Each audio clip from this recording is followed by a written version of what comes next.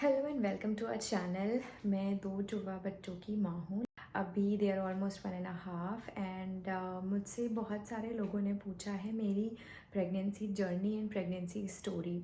So lot of people were curious. Lot of twin moms were connected to me on Instagram. I have a big family of around 50k.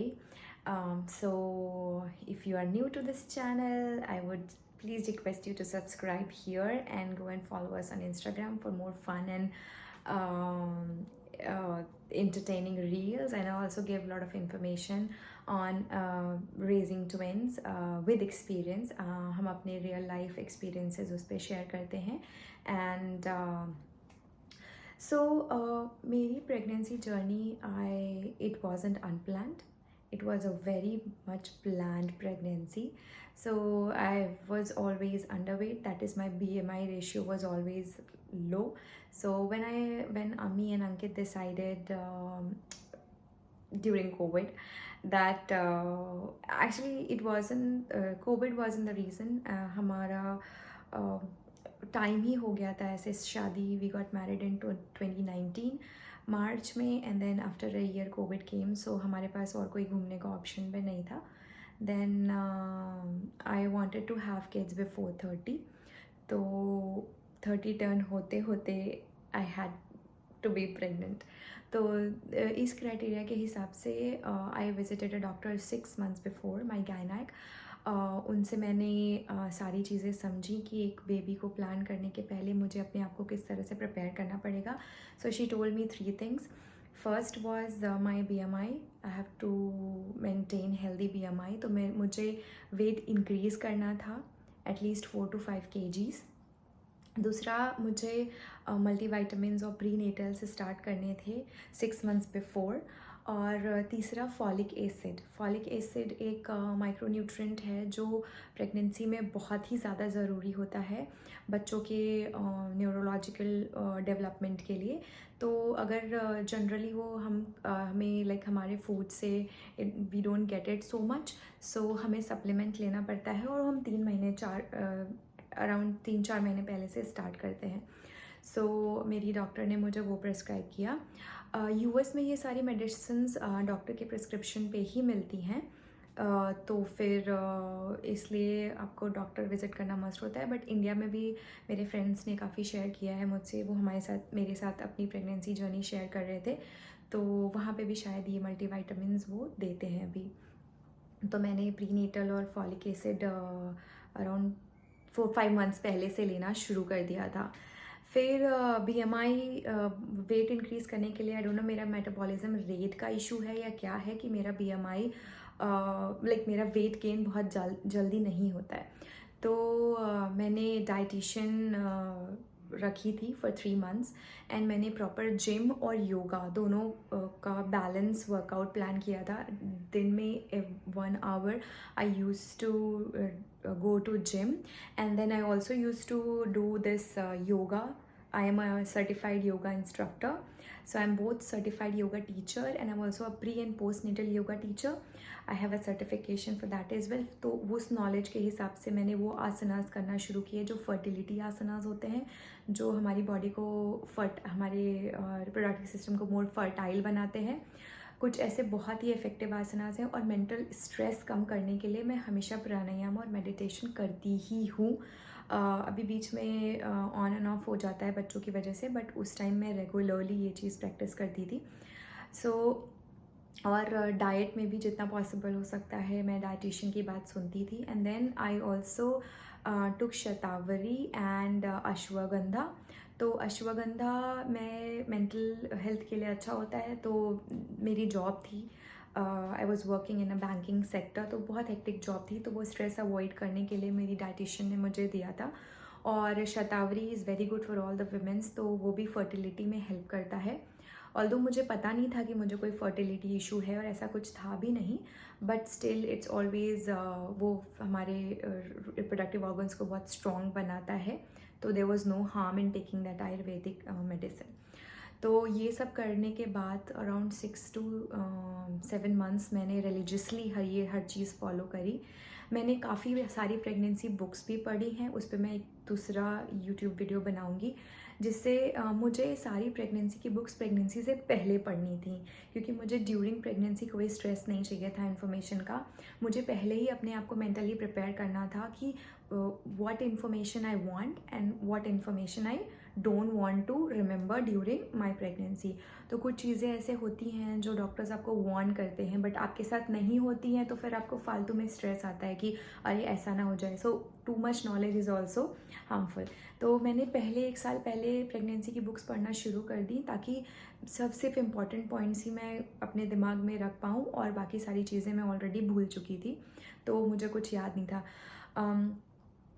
Pre and post natal yoga के करते time भी मैंने मुझे योगा आश्रम से काफ़ी movies और ये बेबी रिलेटेड वीडियोज़ इशू हुए थे, तो वो भी मैंने पहले ही देख लिए थे, ताकि मेरे दिमाग में वो नॉलेज रहे, जो भी प्रिकॉशंस और वो सब लेने हैं, प्लस हेल्दी लाइफस्टाइल जैसे मेंटेन करनी है।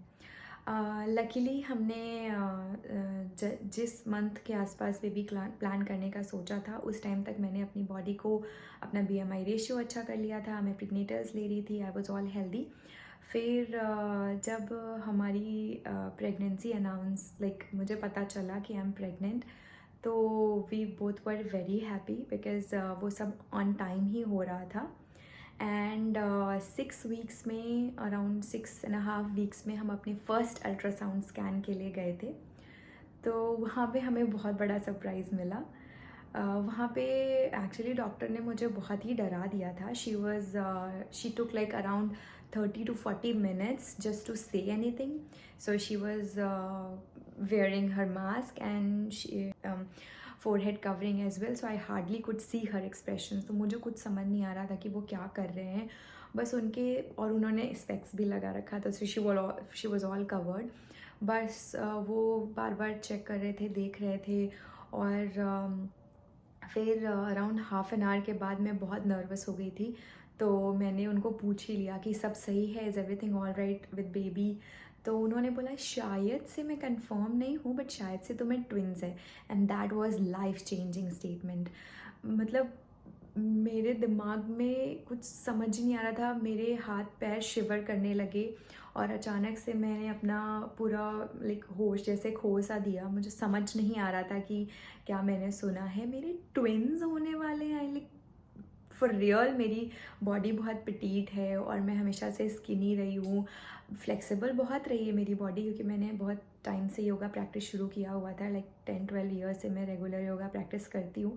तो फ्लेक्सिबिलिटी का इशू नहीं था, बट मुझे नहीं पता था कि ट्विन्स होंगे, और फिर कैसे US में ऑलरेडी एक बच्चा रेस करना डिफ़िकल्ट होता है, और ये सब बहुत कुछ थॉट्स आने लगे।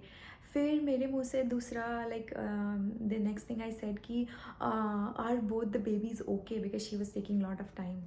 तो शी वॉज़ हाँ बट अभी मैं श्योर नहीं हूँ, मुझे और कुछ स्कैन करने पड़ेंगे, सोनोग्राफी करना पड़ेगा, इंटरनल स्कैन करना पड़ेगा to confirm that I am having twins.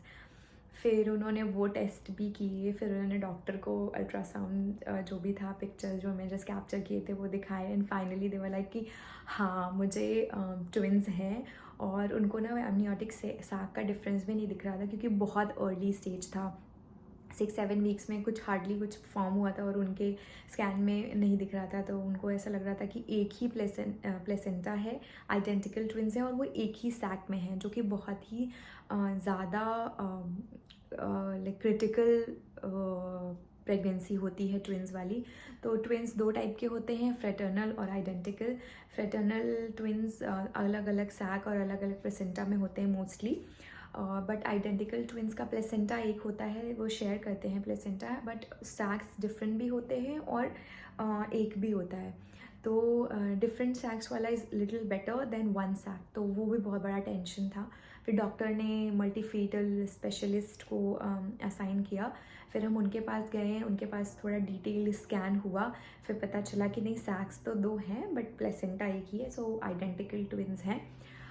इस पे भी मैं एक वीडियो बनाऊंगी एक्सप्लेन करते हुए कि ट्विन्स का डिफ्रेंशिएट कैसे करते हैं। बट फॉर नाउ हाँ आइडेंटिकल ट्विंस हैं, तो फिर ये पॉसिबिलिटी थी कि या तो 2 लड़के होंगे या तो फिर 2 लड़कियाँ होंगी।